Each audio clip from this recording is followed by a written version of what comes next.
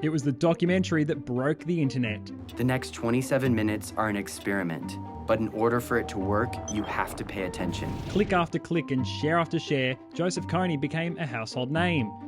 No matter what side you're on, this is something we can all agree on. But what happened next was a fall from grace like no other. It was really every organization's worst nightmare. So what happened to the American film director, cinematographer and activist who brought the film to life? I'm sure at the time there were even rumors that he was masturbating publicly. And did that get in the way of finding the man whose name was etched into the internet forever? But if the government doesn't believe the people care about arresting Kony, the mission will be cancelled. This is Kony 2012 Revisited.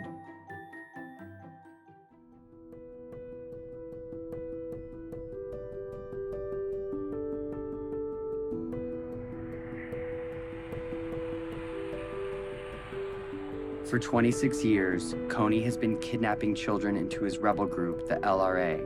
At the start of 2012, much of the world had never heard of Joseph Kony, but he was already on an international most wanted list for his crimes against humanity. Turning the girls into sex slaves. And the boys into child soldiers. He makes them mutilate people's faces. And he forces them to kill their own parents. And this is not just a few children. Human rights groups also had him firmly in their sights. It was believed he was responsible for displacing 2.5 million people across Central Africa. The night I first met Jacob, he told me what he and other children in northern Uganda were living through. We worried the rebel when they raise us again, then they will kill us. His operation would come to the limelight on March 5, 2012, when Jason Russell, the co-founder of Invisible Children's film, goes online. My son Gavin I've never really explained to him what I do. He knows I work in Africa, but he doesn't know what the war's about or who Joseph Kony is. So I'm gonna explain it to him for the first time today. That's what we're doing. Russell explains the conflict in simple terms, using his son Gavin, who was 5 at the time. What do you think we should do about it? We should stop him. The message was simple: make Joseph Kony a household name. And we are starting this year, 2012. We are targeting 20 culture makers and 12 policymakers to use their power for good. Soon, celebrities and politicians pounced on finding the African warlord and bringing him to justice. Kony 2012 broke records like never before.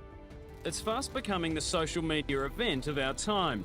If you've accessed Facebook, Twitter or Google in the last 24 hours, you will have heard all about Kony. My name is Johannes van Engelhardt. I have a PhD in media studies and I work here at the University of Amsterdam. It was different things that contributed to the initial success. I mean, first, just as a piece of persuasive communication, it's exceptionally well made. I mean, the founders of the organization Invisible Children, they're filmmakers, and you can really see that. It's fast-paced, it builds up very well, and it really plays into your emotions. But interestingly, it doesn't play into the emotions of kind of the humanitarian campaigns of the 80s and the 90s. The campaign asked people to like and share the documentary and also buy a $30 action kit. There was also the infamous Cover the Night campaign. Start making Kony famous today, but all of these efforts will culminate on one day, April 20th, when we cover the night. This is the day when we will meet at sundown and blanket every street in every city till the sun comes up. We will be smart and we will be thorough. The rest of the world will go to bed Friday night and wake up to hundreds of thousands of posters demanding justice on every corner.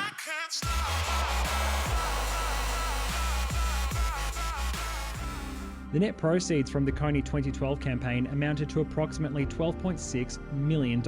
It was all thanks to Jason Russell's slick production, which became the most viral YouTube video of all time. Kony 2012, the most viral video on the internet was Susan Boyle, her Britain's Got Talent audition. So virality was sort of a new phenomenon. Things that tended to go viral at this time were things that aroused strong emotions, which the Kony 2012 video did. But as fast as the campaign took off, it all came crashing down. Rather than the cause itself making Kony famous, it just opened the cause itself and the initiative and how they went about this whole thing. It opened it up to a lot of criticism. The online community pointed their fingers at invisible children for not even beginning to scratch the surface. Telling the African story from a Western perspective and turning it into a story of Western heroism, right? Where we have Westerners who are capable and able and kind of creative and resourceful enough to solve this problem. You can say, I showed up. It was a conflict that was much more complicated. Now, the charity behind the most viral video of all time was in the firing line itself. The whole Kony 2012, it's quickly made a mockery of their... People spread memes about it and those memes go viral. And Jason kind of goes into hiding right at the moment when he needed to be outward facing. He went completely inward and the whole thing kind of came crashing down. Others took note that Kony wasn't even active in Uganda and their message wasn't leading to any real change. The word slacktivism was coined in this time, so the idea that, putting the word slacker and activism together as a critique of, you can't enforce change by just using Twitter. And then there was the demise of Jason Russell.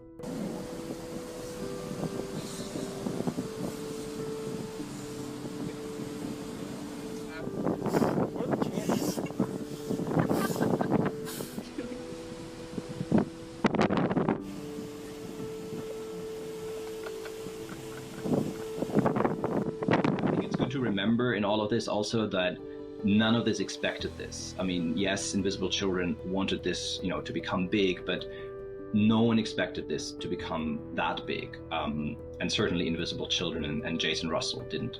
Soon, the dream of capturing Joseph Kony was far and distant as the conflict itself. I was 17, 16 when I saw this video, so I was like the target audience. If I'm speaking to anyone else my age will have similar memories, but commonly I hear, who was Kony? No one, 10 years later, no one actually knows who Kony is. They're more likely to remember Jason and Jason's breakdown. Jason Russell declined an interview with us, but remains active on social media. His son Gavin is now in high school, and Invisible Children is working on projects right across Africa.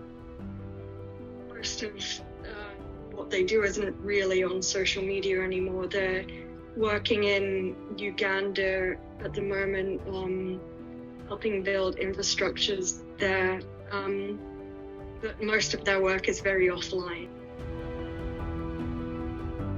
As for the LRA, some soldiers have dropped out while others have stayed.